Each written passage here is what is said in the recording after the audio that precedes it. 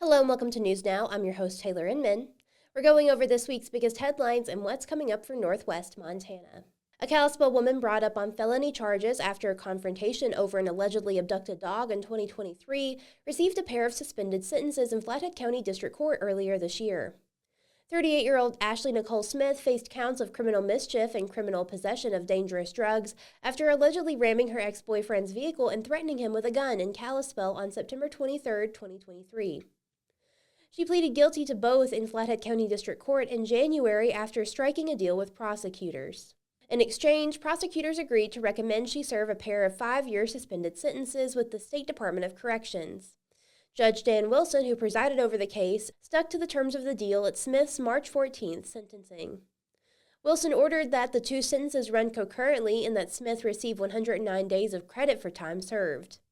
Kalispell police officers arrested Smith after responding to a report of a motor vehicle accident on the 500 block of 9th Avenue West that had turned into an armed confrontation, according to court documents. Smith allegedly rammed the victim's car, causing an estimated $1,500 in damage before threatening him with a gun. The confrontation stemmed from the alleged abduction of a dog. The victim told authorities that Smith had previously taken the dog of a mutual friend who was in the hospital to a Laura Lake Roadhouse. According to court documents, that resident had phoned the victim earlier in the morning, saying a woman had come by the house and stole away with an animal. Suspecting Smith, the victim drove to her home on Kalispell's West End and spotted her in the Dodge pickup with the missing dog. Smith allegedly became angry. Authorities who searched Smith following her arrest found a glass pipe with white residue and a plastic bag containing a crystalline substance, which was suspected of being methamphetamine, according to court documents. Officials with Lake County Environmental Health said an algal bloom that can sicken people or pets has been confirmed in Lake Mary Ronan, near the northeast shoreline of the lake just west of Flathead Lake. According to the health department, a local reported the algae, and county officials collected several water samples on August 7th. Oscillatoria, a type of harmful alga species that can produce toxins known as cyanotoxins, was identified in one of the samples from the northeast shoreline. No cyanotoxins were detected in the samples. Cyanotoxins can be produced at any time when a bloom is present and remain in the water column even after the bloom has visually dissipated. Health officials advised people not to drink, swallow, or swim in the water that shows signs of a harmful algal bloom, and to keep children, pets, and livestock out of the water. Direct contact, indigestion, or inhalation of the toxins may irritate the skin, eyes, nose, throat, and respiratory system, or cause nausea, vomiting, diarrhea, headache, dizziness, muscle weakness, or liver and kidney damage. If a person or animal has contact with the bloom, they should rinse off with tap water immediately. If illness is suspected, call a healthcare provider or vet or poison control. Harmful algal blooms most often occur in Montana's reservoirs and lakes.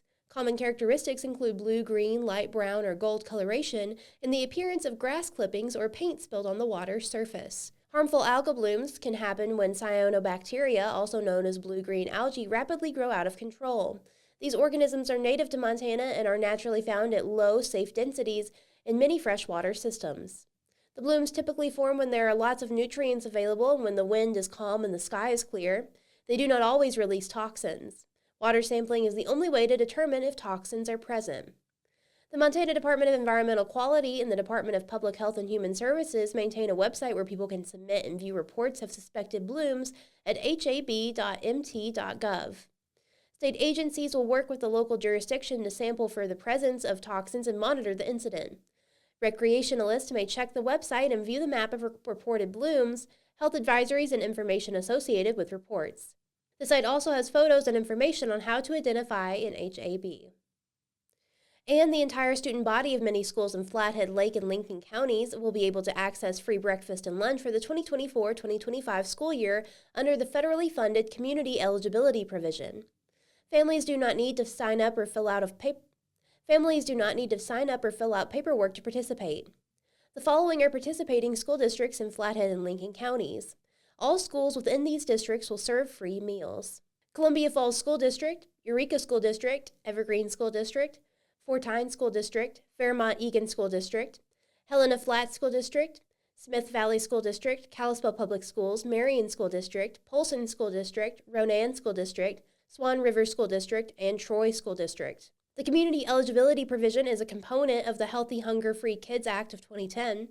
The provision serves high-poverty schools and districts. To be eligible, a minimum of 40% of a school's student population must be from low-income families. A student is identified as low income if their family participates in any of the following programs: Medicaid, SNAP, temporary assistance for needy families, cash assistance, or food distribution programs on Indian reservations. Students are also identified if they live in foster care or homeless, runaways or migrants, or participate in Head Start early childhood education programs. The provision intends to increase student participation and access to nutritious meals to improve student learning and eliminate social stigma, unpaid meal balances, and paperwork for families and school staff. Participating schools will be reimbursed by federal funds based on the percentage of identified students. Schools will be recertified every 4 years. Thanks for joining us. News Now is a podcast from the Daily Interlake. We're proud to be the largest independent newsroom in Montana and the oldest paper in the Valley. Consider becoming a subscriber to support our work. Call Circulation at 406-755-7018 or go to the subscribe tab in the top right corner of our website. And if you haven't already, subscribe to our YouTube channel to never miss an episode of the pod. Everybody stay safe and have a great week. Thanks to our sponsor, Lauren's Auto Repair at 1309 U.S. Highway 2 in Kalispell. Most consistently rated 5-star shop serving the Kalispell area. Visit lawrencauto.com.